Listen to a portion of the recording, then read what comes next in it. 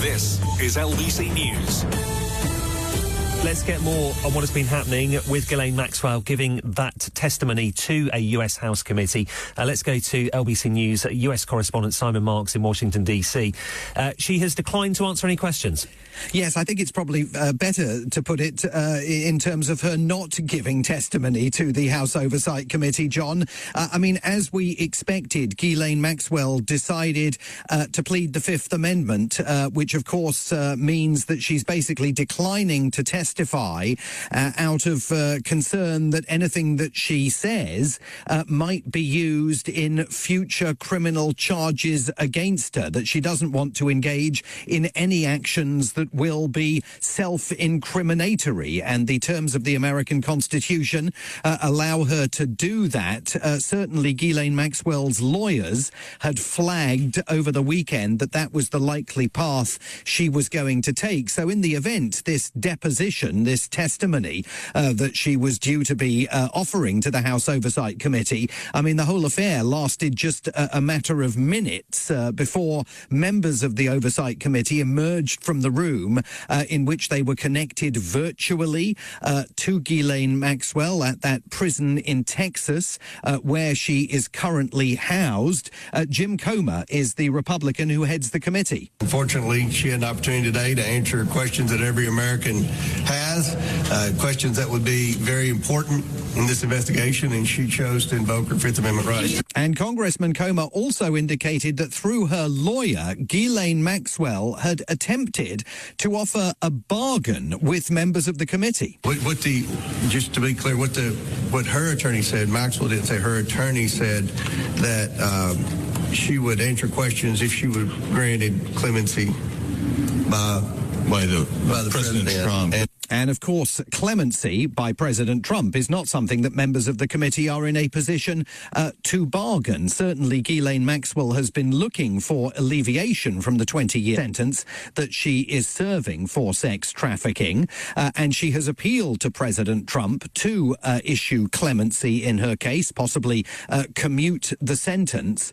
There were indications last year that the president might be thinking about that after his own Deputy Attorney General, Todd Blanche, held 2 days of face-to-face interviews with Ghislaine Maxwell at the higher security prison in Tallahassee in Florida, where she was housed after those 2 days with the Deputy Attorney General.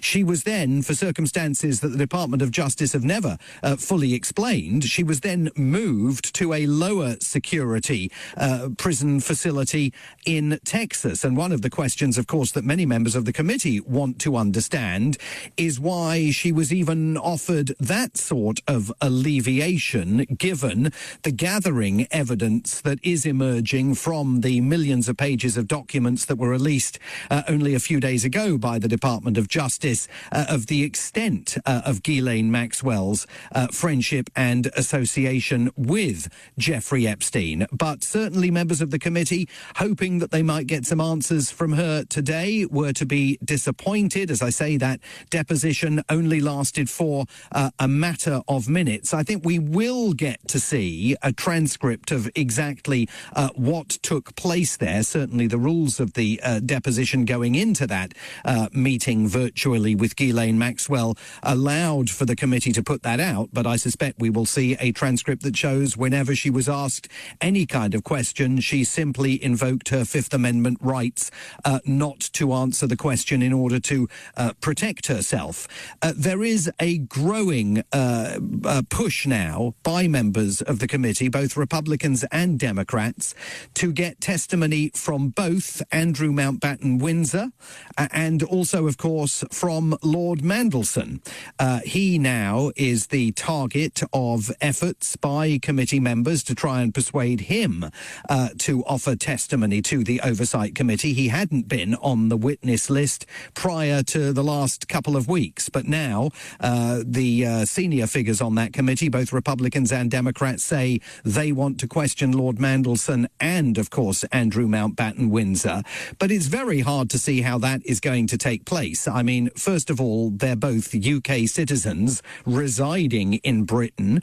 It is not clear that they can be legally compelled in any way to testify against the Oversight Committee. The reach of American subpoenas does not extend all the way across the Atlantic to the UK. And also, as we've seen today, anybody testifying before this committee can invoke the Fifth. They can plead the Fifth Amendment. There's nothing to stop both Andrew Mountbatten Windsor and Lord Mandelson from taking the Fifth. Even though they're not American citizens, they legally would be entitled to do that. And so the idea that this committee is ever going to get much compelling testimony, whether it's from Ghislaine Maxwell or Andrew Mountbatten or Lord Mandelson, seems at this point to be fanciful. But certainly committee members say that they are going to press ahead and try and persuade both of those men to offer some kind of evidence. With Ro Khanna, the leading Democrat, he co-authored the law requiring the government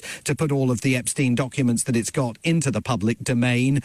He's saying that he would, if necessary, reach out to the Prime Minister, to Keir Starmer, and ask him to put pressure on Andrew Mountbatten Windsor and Lord Mandelson to comply with requests to testify. But I think given everything that's going on your side of the Atlantic today, John, Ro Khanna may well find himself not making very much progress at number 10 Downing Street, while Sir Keir Starmer himself deals with the crisis that is engulfing his government, sparked by Lord Mandelson. So this committee on Capitol Hill may have got about as far as it's going to get, certainly with Ghislaine Maxwell, and let's see about Andrew Mountbatten Windsor and Peter Mandelson. And of course, we have been speaking lots, haven't we, about Lord Mandelson, about Andrew Mountbatten Windsor, following those Epstein files release at the end of January, just over a week ago. It's interesting we're not talking about Donald Trump in any of this, aren't we? Well, absolutely. And it feels like it was so much longer than just over a week ago, and yet it wasn't. Look, I mean, it is extraordinary that this is a crisis that is now threatening to engulf a government, and it's the government in your neck of the woods in London rather than the government here in Washington, D.C. I mean, President Trump, as you know, has said it's time for the country to move on from Epstein, that he has been absolved by the release of those 3 million pages of documents.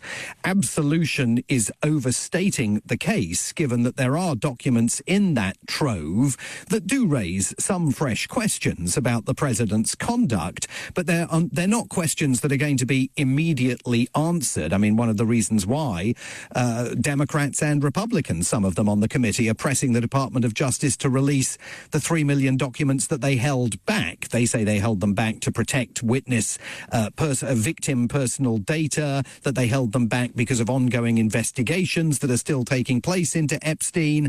The Democrats, of course, argue there's a cover-up taking place here that may involve the behavior of President Trump, but it's going to be a while before any more documents tumble from the Department of Justice building. So at the moment, Donald Trump is able to say that he's been absolved and that it is time for the country to move on. He's even expressed some sympathy for the Clintons, who are still, we think, maybe going to be deposed by the House Oversight Committee later this month, although an agreement for Bill and Hillary Clinton to appear on the 26th and 27th of this month, I think Hillary on the 26th and Bill on the 27th of February, appears perhaps to be falling apart. But President Trump has said he has some sympathy for the Clintons being called to testify, which is one indication of just how much he wants this Epstein story to disappear from the country's headlines. But for the moment, he does not have to be particularly troubled by any of these developments as he sits back and watches what is taking place in London to Sir Keir Starmer, a Prime Minister with whom, of course, he has had a somewhat complicated relationship. Simon Marks in Washington, D.C., LBC News US correspondent, thank you very much.